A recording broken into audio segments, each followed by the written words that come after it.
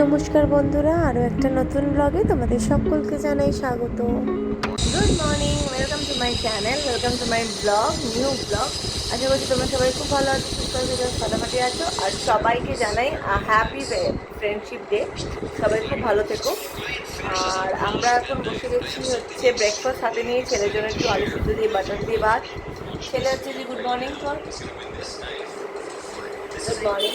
তো আজকে আমাদের ফ্রেন্ডশিপ ডে সেলিব্রেশন আছে আমাদের স্কুলের বন্ধুদের সাথে, তাদের বাচ্চা কাচ্চাকে নিয়ে। তো একটা ভালো দিন কাটবে, তো চলো দিনটা শুরু করি। তো এখন বসেছি ব্রেকফাস্ট করতে। ব্রেকফাস্টে যেমন হচ্ছে মাল্টি ব্রেকফাস্ট।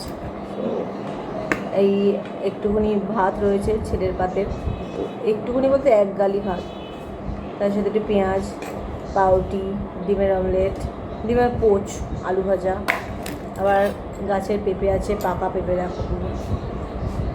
খাবো, খেয়ে ছেলেকে বলবো যে স্নানটা করে নিতে। তারপর আমরা বেরোবো 11টা নাগাদ। টুকটাক দু একটা জিনিস কেনার আছে, সেগুলো কিনে বাবা পৌঁছে দেবে।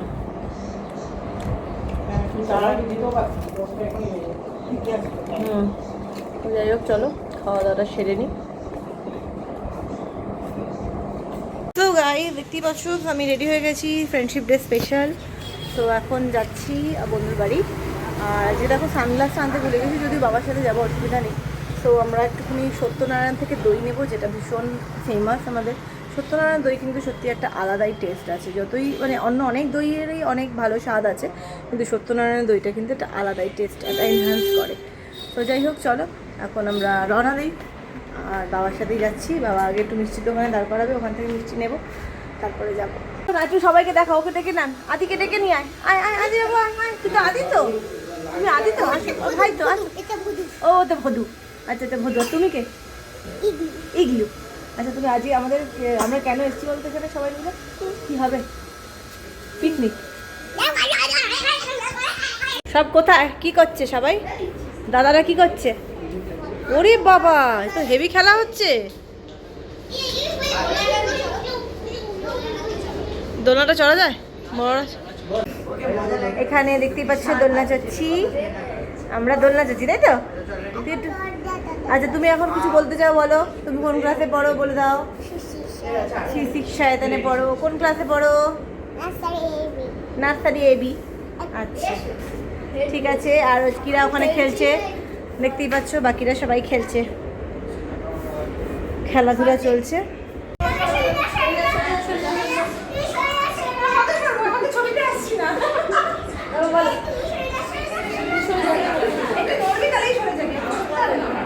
ঠিক আছে, তারপরে আবার কি খেলা? আমি বলবো না, আমি এরা সব লেডিস, সব মেয়েরা। আচ্ছা এবার তুমি বলো, কি বলবে বলো। এটাই বসলাম তুই শেষ আর কয়েক বছর বাদে। এটা কি হয়েছে বলো, ঠিক আছে বলো কি হয়েছে বলো।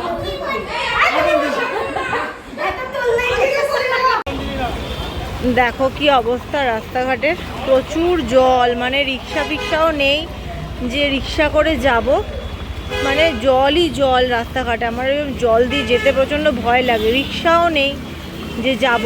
ট্যাক্সির জন্য ওয়েট করলাম অফিসে অনেকক্ষণ, কোনো গাড়ি এলো না। তারপরে বৃষ্টি এখন একদমই নেই, কিন্তু এই আর কি। আর গতকাল তো বন্ধুদের বাড়িতে গেছিলাম, সেই ব্লগটাকে তো এন্ড করা হয়নি, এডিট করাও হয়নি, তো সেই ব্লগটাই কন্টিনিউ করছি। তো আজকে অফিস ছিল, আর ওদিকে আমার বলছি প্রচুর জল। তো যাই হোক, ওই ব্লগটার মানে কন্টিনিউয়েশনে বলি যে আমার দিদির খবর হচ্ছে ওরকম ডাইসি হয়ে আছে, হসপিটালে আরও একটু কিছু ট্রিটমেন্ট মানে চেষ্টা করবে বলছে, লাস্ট চেষ্টা প্লাজমা দিতে হবে। কারণ দিদির একটু ইন্টারনাল, এখন দিদির যেটা হচ্ছে সেটা হচ্ছে ইন্টারনাল ব্লিডিং হচ্ছে না। দিদির কোনো সেন্স নেই, দিদির কিছুই কাজ করছে না, কোনো অর্গানই কাজ করছে না, ইন্টারনাল ব্লিডিং হচ্ছে, শিরা ছিঁড়ে গিয়ে ব্লিডিং হচ্ছে। তো যাই হোক, এই সমস্ত হচ্ছে, এখন কিছুই বলা যাচ্ছে না কি মানে কী হবে। মানে আমরা আশা করে নেই, কিন্তু ডাক্তার একটু চেষ্টা করছে, তো সেটুকুই ডাক্তারদের সাথে থাকা আর কি। তো যাই হোক, এখন চলো এখন বাড়ি যাই, ছেলেকে নেব।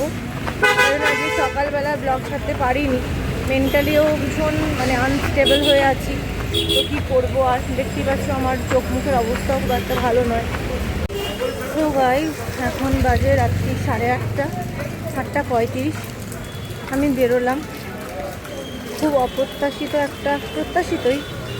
তো হাসপাতাল থেকে ফোন করেছিল, দিদি আর নেই।